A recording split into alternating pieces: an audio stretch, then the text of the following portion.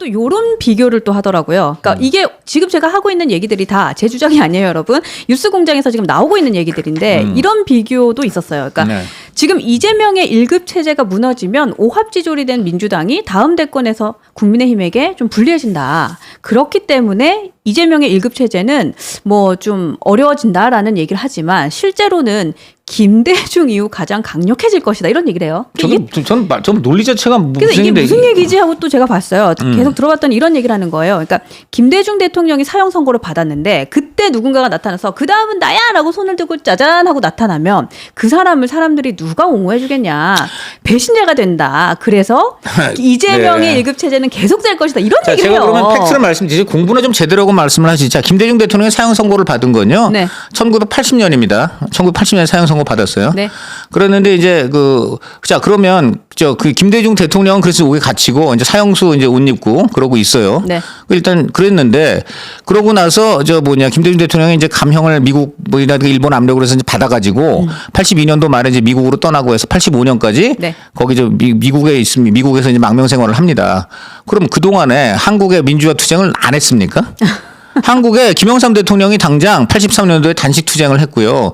그래서 놀래가지고 전두환 정부가 김영삼 서울대 병원 옮겨서 회유도 하고 그래서 그거에 자극받아가지고 뭐 김대중계 김영삼계 그 밖에 이제 비양김계 해갖고 다 들고 일어나서 84년도에 민취협을 만듭니다. 그래서 그 민취협 세력이 거대하게 이제 커가지고 확실하게 반오공으로 이제 자리를 잡아요. 그리고 이 사람들이 85년도 총선을 앞두고 마침내 정부가 김영삼 김대중 해금은 김대중을 우리나라로 들여와서 이제 해금을 해주는데 총선 직전이기 때문에 네. 김대중 김영삼은 나갈 수 없었습니다. 그러자 김대중 김영삼 그 밖에 여러 가지 약간 제민주 세력이 다 총 동원돼 가지고 신민당이라는 걸 만들어서 그때 여러분 여기 좀 나이 드신 분은 기억날 거예요. 그래서 관제야당 민한당이 무너지고 그 다양한 민주 세력이 모두 모여 만든 신민당이 돌풍을 일으킵니다. 네. 자, 그러면 그게 김대중이 그 당시에 사형 선고받고 영화의 몸이 돼 있으니까 다른 사람들이 나야나하고 안 일어났나요? 다른 사람들이 나야나하고 일어났기 때문에 그래서 신민당이 대성공을 해가지고 그래서 결국 87년 민주항쟁까지 갈 수 있었던 겁니다. 그러니까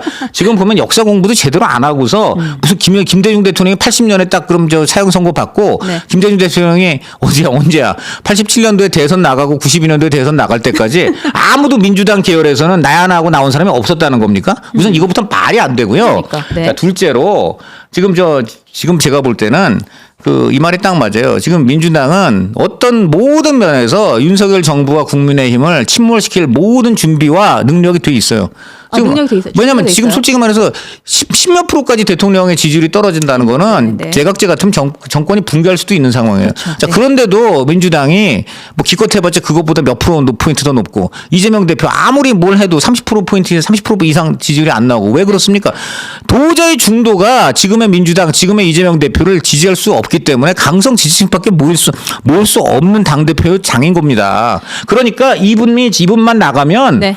얼마든지 제가 볼 땐 45% 이상 나옵니다. 40% 이상 나오고요. 제가 볼 때 국민의힘은 가장 지금 두려운 게 네. 이재명 대표 체제 붕괴입니다. 그게 제일 무서워. 이재명이 그리고 사라지면 뭐가 커집니까? 김건희 여사가 커져요. 그러니까 굉장히 국민의힘에서 부담스럽고 네. 어차피 지금 이재명 대표는 이제 법으로 인해서 서서히 소멸되게 돼 있습니다. 전 그렇게 보고요. 대한민국 사법체계가 제대로 작동되는 한 지금 이재명 대표는 법에 의해서 사법 처리가 될 수밖에 없습니다.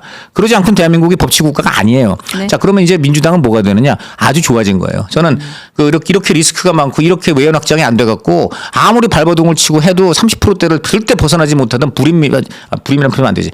하여튼 이런 이런 민주당에서 네. 그냥 확실하게 집권을 할 수 있는 수권 민주당으로 바뀔 수 있다. 단.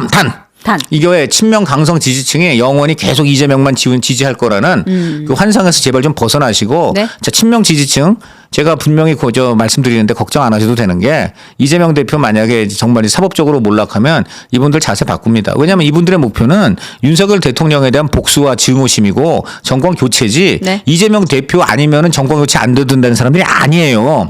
이분들의 목표는 정권 교체입니다. 그러니까 꽝 아니면 매라고 꽝 아니면 닭인가요? 어쨌든 간에 그 이재명 대표가 이제 룰은 안 된다는 게 확실시 되면은 얼마든지 바로 말을 갈아타시게 돼 있습니다. 그때 정말 신뢰성 있고 네. 외연 확장되고 중도 그런 여러 가지 좀 호소력이 있는 네. 제대로 된 후보 그런 분들 찾아보면 민주당에 많이 있어요. 그러니까 충분히 가능하다. 저 지금 말이야말로 네. 제가 볼 때는 180도 거짓말을 하고 있다는 그렇게 봅니다. 네. 와, 제가 말을 낄 새가 없어요. 네. 지금도 복식 호흡하고 계신 거죠? 네? 뉴스 못하라고 지금 요즘. 아닙니다, 아닙니다. 아니, 왜냐면 제가 오늘 약간 흥분했습니다. 네. 보니까 내가 좀, 저는 이거 사실 저런 말 자체를 안 듣습니다. 이제 네. 그런데 오늘 진짜 들어보시고 이제 물어보시니까 네. 너무나 빤히 보이는 얘기들이어서. 이런 얘기까지 하는구나. 네, 라는 그렇죠. 생각. 네, 근데 네. 지금 생각이 났는데 뉴스공장에 한번 우리 이제 이 방송을 그분이 보실지 모르겠지만 네. 우리 강찬호 기자님을 좀 초청해서 한번 좀 얘기 좀 했으면 좋겠어요. 누구요? 저기서. 저는 뉴스 엔진만 좋아합니다. 아유, 감사합니다. 예. 뉴스 엔진. 못하기 뉴스 때문에. 엔진 이외에는 다른 뉴스는 아닌 것 같고요. 뉴스 네. 못하기 때문에 뉴스 엔진하고 찰떡 구망의 뉴스, 빕니다. 네. 예, 좋습니다.